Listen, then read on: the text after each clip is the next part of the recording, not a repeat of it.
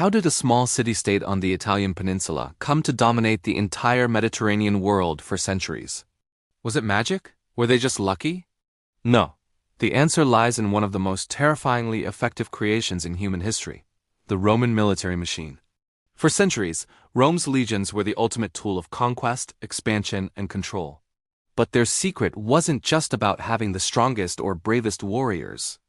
Other cultures had fierce fighters.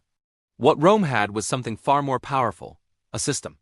A system that turned ordinary farmers, blacksmiths, and citizens into the most disciplined, organized, and lethal fighting force the ancient world had ever seen.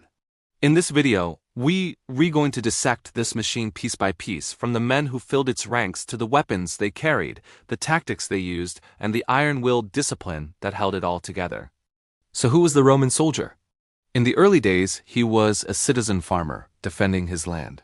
But as the empire grew, the army became a professional career. You'd sign up for 25 years. It was a long, brutal commitment, but it offered steady pay, food, and the promise of a land grant and citizenship upon retirement. It was a ticket to a better life for many poor men from across the empire. But first, you had to survive the training. They called it the breaking in, and it was designed to strip away your individuality and rebuild you as a cog in the legionary machine. You would march over 20 miles a day in full armor, carrying all your gear. We're talking about 60 pounds of equipment.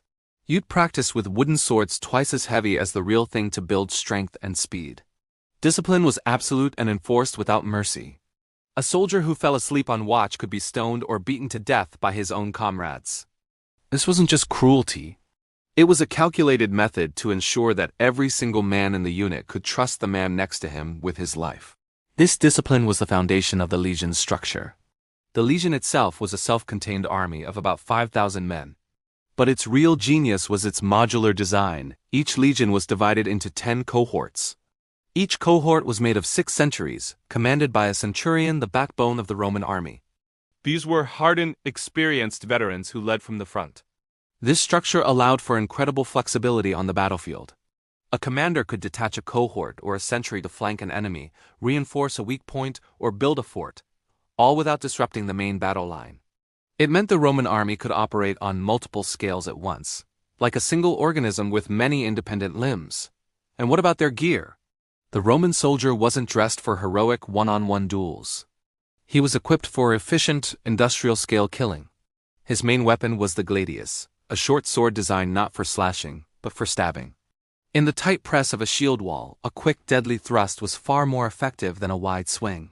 Before closing in, he would hurl his pilum, a heavy javelin with a soft iron shank. When it hit an enemy's shield, the shank would bend, making it impossible to pull out and weighing the shield down, leaving the enemy exposed. His shield, the scutum, was large and curved, offering incredible protection. When locked together with his comrades' shields, it formed the infamous testudo, or tortoise formation, making the unit a walking fortress, virtually immune to arrows and projectiles. Every piece of equipment served a purpose: to keep the soldier alive and kill the enemy as quickly as possible. Battlefield tactics were where the training, organization, and equipment all came together. The Romans were masters of formation fighting. Their standard checkerboard formation, the triplex acies, allowed fresh lines of soldiers to rotate forward during battle, meaning the legion could fight for hours without tiring, but they weren't rigid. The Romans were brilliant adapters. Against the fast-moving cavalry of Numidia, they learned to create defensive squares. Against the charging Celtic warriors, they held their ground behind their shields and let the enemy break against them like a wave against a rock. They studied their enemies, identified their weaknesses, and adjusted their tactics to exploit them. This adaptability is why they could defeat such a diverse range of opponents, from Greek phalanxes to Parthian horse archers. But the Roman army's work didn't stop when the fighting did. In fact, some of their most important work was in engineering. The saying, "all roads lead to Rome," is true because the army built them. These roads allowed legions to move across the vast empire at incredible speeds. Wherever a legion stopped for the night, even for a single night in hostile territory, they would build a fully fortified camp, complete with a ditch, a rampart, and wooden walls. This disciplined construction meant a Roman army was never caught by surprise. They were also masters of siege warfare, building massive siege towers, battering rams, and giant catapults called onagers to smash down the walls of any city that dared to defy them. For the Romans, war wasn't just fighting, it was a massive construction project. This reputation for unstoppable efficiency became a weapon in itself. This was psychological warfare. The sight of a Roman legion on the march, the endless columns of identical, silent soldiers, the gleaming eagles of their standards, was enough to make entire kingdoms surrender without a fight. The stories of cities that resisted, and were subsequently sacked, and their populations sold into slavery, traveled far and wide.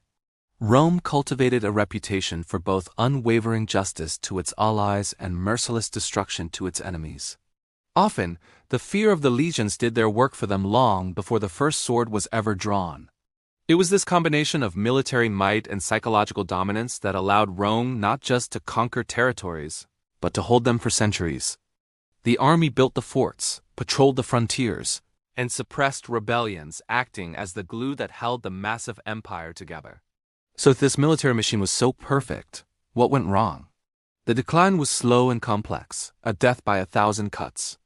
As the empire grew complacent, discipline began to slacken. Soldiers started wearing less armor because it was heavy. They spent more time in comfortable garrisons than on grueling marches. Politics began to interfere, as emperors were made and unmade by their legions, turning the army into a tool for civil war rather than foreign conquest.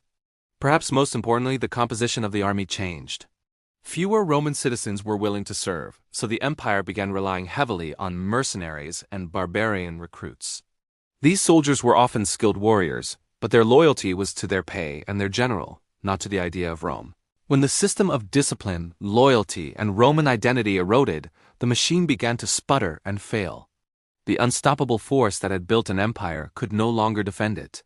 The story of the Roman army is a timeless lesson in how organization, discipline, and relentless adaptation can create something far greater than the sum of its parts. It was a machine of conquest, but also a force of engineering and order that shaped the Western world. Thank you for watching. If you found this journey into the heart of the Roman legion fascinating, please consider liking this video and subscribing for more dives into history's most powerful forces. See you next time.